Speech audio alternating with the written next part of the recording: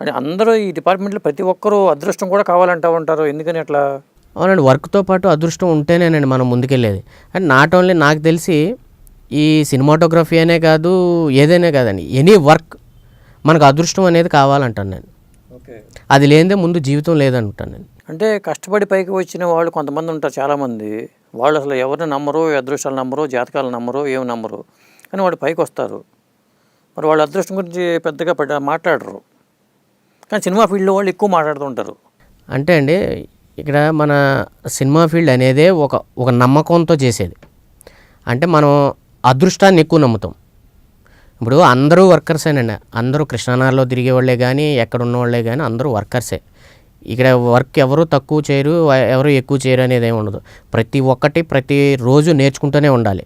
అంటే దానితో పాటు నేనేమంటానంటే అదృష్టం అనేది కావాలండి. అదృష్టం లేనిదే ఏది జరగదండి.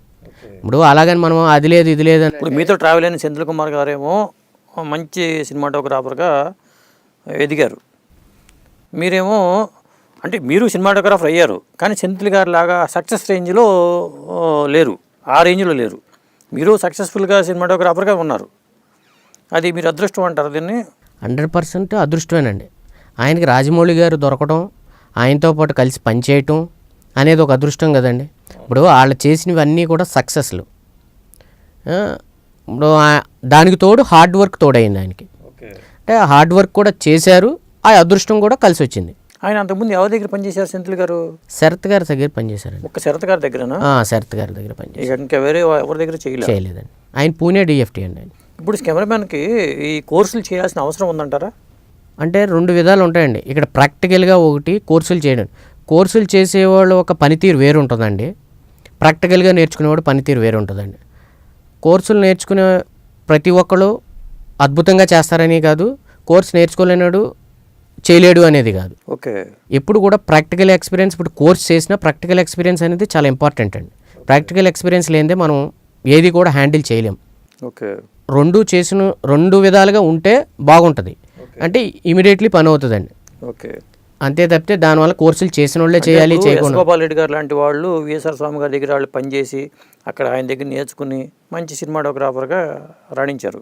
అవును, అట్లా కాకుండా ఇప్పుడు మీరు చెప్పిన సెంథిల్ కుమార్ లాగా ఉండి ఆ డిఎఫ్టీ కోర్సులు చేసి ఆ కోర్సులు చేసి కూడా వచ్చారు, వీళ్ళు సక్సెస్ అయ్యారు, వాళ్ళు సక్సెస్ అయ్యారు. ఇప్పుడు ఆ రోజుల్లో డిఎఫ్టీలు ఏం లేవండి. ఆ డిఎఫ్టీలు చదివే వాళ్ళే చాలా తక్కువ మంది ఉన్నారు. అరుదుగా ఎవరంటే ఆ టైంలో గోపాల్ రెడ్డి గారితో పాటే ఉన్నవాళ్ళు శరత్ గారు డిఎఫ్టీ అండి. ఓకే, శరత్ గారు డిఎఫ్టీ చేశారు, ఆయన ఇక్కడ JN2 కాలేజ్ ఏదో చేశారు.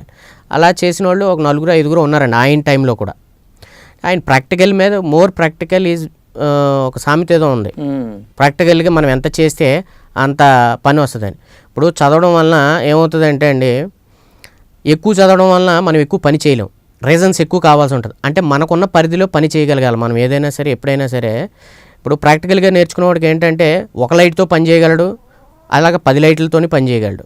ఇప్పుడు చదువుకున్న వాళ్ళకి ఏమవుతుందంటే, ఇప్పుడు మనం ఇది ఇలా చేస్తే ఇలా అవుతుంది, ఇలా చేస్తే ఇలా అవుతుందని కొద్దిగా ప్రాక్టికల్ ఎక్స్పీరియన్స్ లేక వాళ్ళు ఇబ్బంది పడుతూ ఉంటారు. అది కొంచెం టైం లేట్ అవుద్ది, అలాగని బాగా చేయలేరని కాదు, 2 సమానమే. ఏదైనా మీరేమైనా కోర్సులు చేశారా?